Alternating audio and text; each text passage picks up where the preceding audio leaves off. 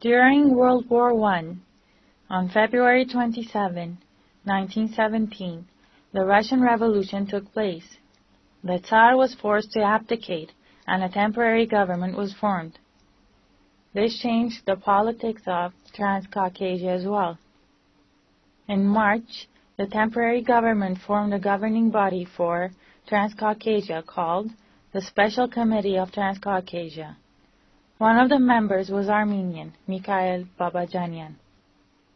A subsidiary body was also formed in Western Armenia, and Armenians started to immigrate back to their homeland.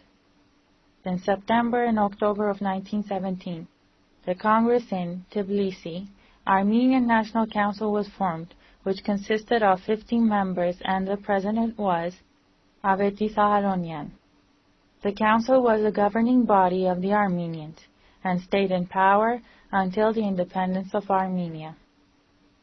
Aram Manukyan formed another national council in Yerevan. Other national councils were formed in Artsakh, Syunik, Baku, and many more. However, at the end of 1917, Lenin, by promising food, land, and freedom to the masses, he and his followers seized power.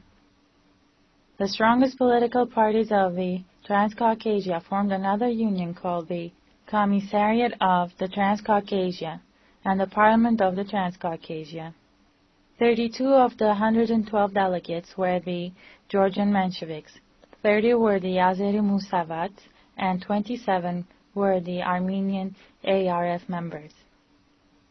On December 29, 1917, by the persistent efforts of political activist Stepan Shahumian and the renowned poet Vahan Terian, Russia accepted a decree regarding Turkish Armenia. According to this decree, Russia recognized the autonomy of Turkish Armenia. The Russian army would withdraw from the occupied land, and instead Armenian military police would be created for the reinforcement of law and security. Long-term plan of the decree was the immigration of Armenians to their fatherland.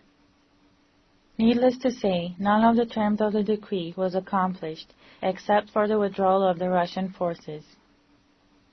On March 3, 1918, the Brest-Litovsky Peace Treaty was signed, which had an unfavorable outcome for the Armenians.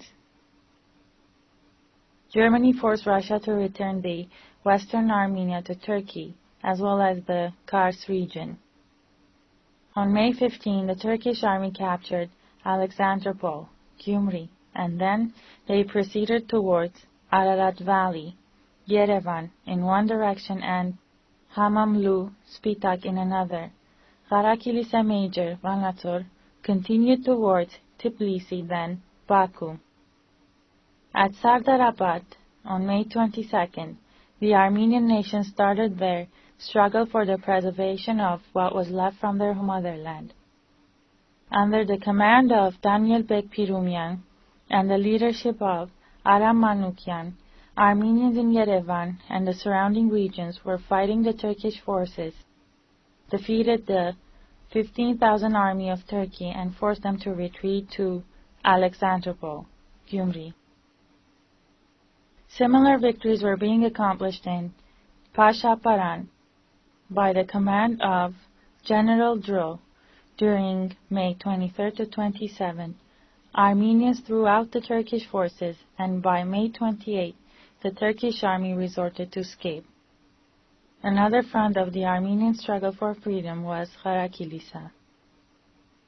Due to the heroic battles of Sardarabad, Pashaparan, and Karakilisa, Armenians were able to rid Eastern Armenia from the oppressive Turks and establish a free and independent state.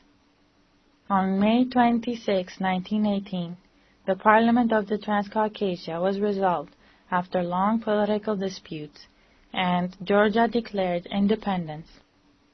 On the 27th, the Eastern Caucasian Islamic Republic, Azerbaijan, was formed, and on May 28, the Armenian National Council declared the independence of Armenia. In June, the first Armenian government was formed in Tbilisi, which eventually relocated to Yerevan. On June 4, 1918, the Batum Peace Accord was signed between Turkey and Armenia. The Armenian Republic was to encompass 12,000 kilometers squared, with a population of 1 million. Kars was passed on to Turkey, along with Surmalu, Alexandropol, Echmiadzin, Yerevan, and Shara-Daragias region. The basin of Lake Sevan and the Ararat Valley were left to Armenia. The government of the new republic was composed of Hovhannes Kachaznuni, Prime Minister, Alexander Khatisyan, Foreign Minister, Aram Manukyan, Minister of Interior, Hovhannes Hakhverdian, Defense Minister, and Grigor Petrosyan, Justice Minister. The new government was facing a very dangerous period. It had the responsibility to instill administrative power and order, bring the country out of chaos and anarchy, provide food and shelter, organize finances, create an army, solve border issues, in one word, shape and consolidate the republic. The Armenian Republic was considered a parliamentary government, where the supreme legislative body was a democratically elected parliament, and the supreme executive body was the government. The long-term plan of this government was to hold a meeting to formulate the constitution and consequently elect a president. During the ruling of this government, 2 parliaments were formed with the majority of the ARF members. 4 governments were created with 4 different prime ministers: Hovhannes Kachaznuni, Alexander Khatisyan, Hamazasp Ohanjian, and Simon Baratsian. In both the legislative and executive bodies of the government, the main political leading power was the ARF party. One of the main concerns of this new government was the formation of the army. The Armenian army, together with the foreign troops present in the region, constituted 40,000 soldiers with 10 generals and 1,400 commanders. The national flag was red, blue, and orange. The coat of arms of the Republic was chosen as well as the national anthem. After the defeat of Turkey in World War I, Turkey left the Transcaucasia, and the real borders of the Republic extended from Artsakh, Qarabakh to the coal mines of Olti, with an area of 70,000 kilometers squared. Sewage systems were constructed and renovated. In the cities and towns, factories were opened to manufacture cigarettes, soap, wine, cognac, textile, and other workshops were also established. The copper mines of Alaverdi and Zangezur became operational.